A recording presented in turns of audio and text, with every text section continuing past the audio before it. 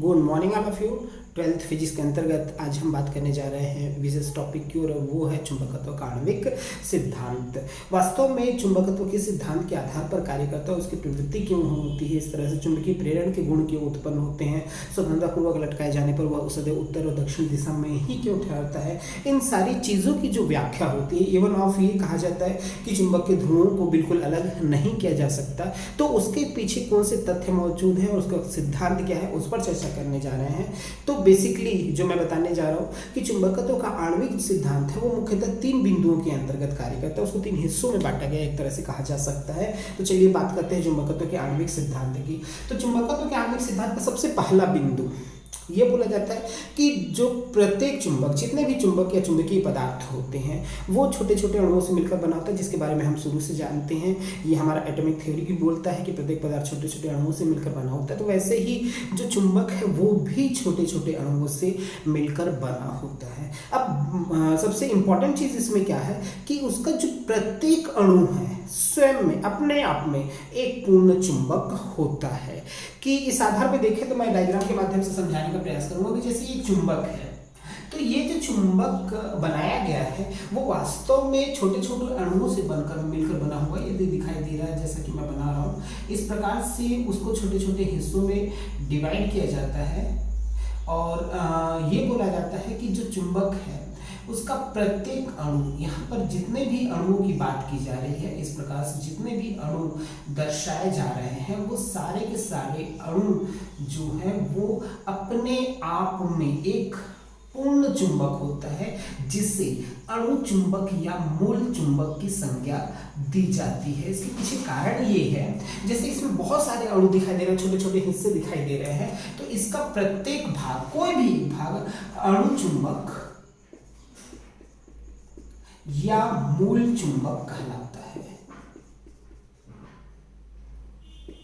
अब इसके पीछे कारण क्या है कि इसको अणु चुंबक या मूल चुंबक कहा जाता है, क्योंकि इसका प्रत्येक अणु, उसमें दोनों चीजें मौजूद हैं। यहाँ पर मैं दर्शा रहा हूँ, वो दिखाई दे रहा होगा कि उस स्थिति में यहाँ पर जो है प्रत्येक अणु अपने आप में एक पूर्ण चुंबक दिखाई दे रहा होगा, जिसमें जो तीर का चिन्ह है वो N को दर्शाता है और पीछे जो है वो S को दर्शा रहा है। तो इसमें जहाँ भी दर्शाया जा रहा है तो N और S दोनों मौजूद हैं, उस वे से दर्शाया जा रहा है। हाँ, ये चीज़ है कि ये जो अणु होते हैं वो सामान्य अवस्था में अव्यवस्थित होते हैं।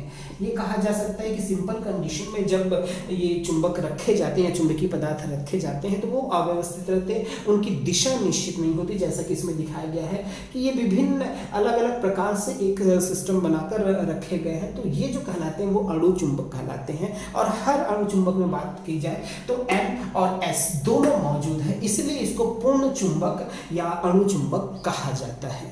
तो ये सिद्धांत का पहला पॉइंट हो जाएगा कि प्रत्येक चुंबक जो होता है वो छोटे छोटे अणुओं से मिलकर बना होता है, छोटे छोटे पार्ट से मिलकर बना होता है, जिसका प्रत्येक अणु अपने आप में स्वयं में एक पूर्ण चुंबक होता है, अर्थात उसमें N और S दोनों मौजूद होते हैं, दोनों ध्रुव मौजूद होते हैं। इस आधार पर इसे अणु चुंबक या मूल चुंबक कहा जाता है। अब जो बेसिक तौर पर मैं बात करने जा रहा हूँ उसके दूसरे पॉइंट की, कि सामान्य अवस्था में अगर कोई बाह्य चुंबकीय क्षेत्र आरोपित नहीं किया गया है तब ये चुंबक या चुंबकीय पदार्थ है। केवल चुंबक ही बात नहीं, ये जो सिद्धांत है वो चुंबकीय पदार्थों के लिए भी लागू होता है। तो उस आधार पर मैं चर्चा करने जा रहा हूँ कि जब सामान्य अवस्था में ये चुंबक या चुंबकीय पदार्थ रखे जाते हैं, अगर इन पर बाह्य कोई चुंबकीय क्षेत्र आरोपित नहीं किया गया है, तो वास्तव में ये अणु आपस में मिलकर विभिन्न आकृतियों वाले बंद समूहों का निर्माण करते हैं। जैसा कि मैं यहाँ दर्शा रहा हूँ कि जो अणु है ये NS दोनों मौजूद हैं यहाँ पर डायग्राम में। इस प्रकार विभिन्न आकृतियों वाले बंद समूहों का निर्माण करते हैं, शो किया जा रहा है उस वे से। यहाँ पर दिखाया जा रहा है कि जो अलग अलग आकृतियाँ हैं उसके रूप में ये व्यवस्थित होते हैं, और उस रूप का तो प्रत्येक जो ग्रुप होता है, एक जो समूह बना हुआ है, उसको नाम दिया जाता है डोमेन। तो ये बोला जा सकता है कि सामान्य अवस्था में ये जो अणु चुंबक है आपस में मिलकर विभिन्न आकृतियों वाले बंद समूहों का निर्माण करते हैं। और सबसे बड़ी खासियत ये होती है कि ये जो डोमेन है इन पर बाह्य ऊष्मीय प्रक्षेपण जैसे ताप दाब सामान्य कोई परिवर्तन इस पर नहीं होता। यहाँ पर अगर कोई सामान्य ताप दाब आरोपित किया जाए तो ये अणु जो है बंद समूह जो है वो टूटते नहीं है। किंतु ये जरूरी नहीं है कि ये स्थायी समूह, ये अस्थायी समूह होते हैं, किंतु फिर भी बाह्य ऊष्मीय प्रक्षोभों का इन पर कोई भी प्रभाव नहीं पड़ता। तो दूसरा सिद्धांत का दूसरा पॉइंट हमारा ये बोलता है कि सामान्य अवस्था में जब इन पर कोई भी इनके चारों ओर किसी भी प्रकार का चुंबकीय क्षेत्र आरोपित नहीं किया गया है तो उस स्थिति में ये जो अणु चुंबक होते हैं वो आपस में मिलकर एक दूसरे से मिलकर विभिन्न आकृतियों वाले, जैसे यहाँ पर 3 इसमें 4 इसमें 5, मतलब इस प्रकार से ये काल्पनिक डायग्राम बनाया गया है। तो उस आधार पर ये बताया जा रहा है, समझाने का प्रयास किया जा रहा है कि विभिन्न आकृतियों वाले बंद समूहों का निर्माण कर लेते हैं। इन बंद समूहों को नाम दिया जाता है डोमेन।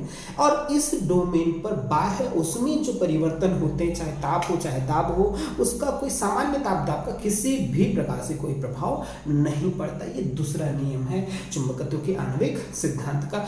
तीसरे बिंदु पर हम बात करने जा रहे हैं। तो तीसरे बिंदु पर जैसे ही इन चुंबकीय पदार्थों को किसी चुंबकीय क्षेत्र में रखा जाता है या चुंबकीय पदार्थ के चारों ओर कोई चुंबकीय क्षेत्र आरोपित किया जाता है, फॉर एग्जाम्पल मैं यहाँ S और इधर N प्रोवाइड कर देता हूँ, तब क्या होता है, तब ये होगा कि जो हमारा डोमेन था, जो समूह बना हुआ था, पहले भी बताया गया कि वो अस्थायी समूह है, स्थायी समूह नहीं है। तो जब ये अस्थायी समूह होता है तो वास्तव में क्या होता है कि जब बाह्य चुंबकीय क्षेत्र आरोपित किया जाता है तो ये विभिन्न आकृति वाले जो बंद समूह वो टूटने लगते हैं और टूटकर चुंबकीय क्षेत्र के, तो जितने भी अणु आपको दिखाई दे रहे हैं वो टूटकर चुंबकीय क्षेत्र के अनुदिश हो जाते हैं। सबसे बड़ी बात यही होती है इसके साथ कि जितने भी N है, आप डायग्राम में देख रहे होंगे कि वो S की ओर गति करते हुए दिखाई दे रहे हैं। उनका जो साइड है N, जो N साइड है वो S की ओर है, S साइड N की ओर है। तो इस आधार पर बोला जाता है कि जैसे ही बाह्य चुंबकीय क्षेत्र का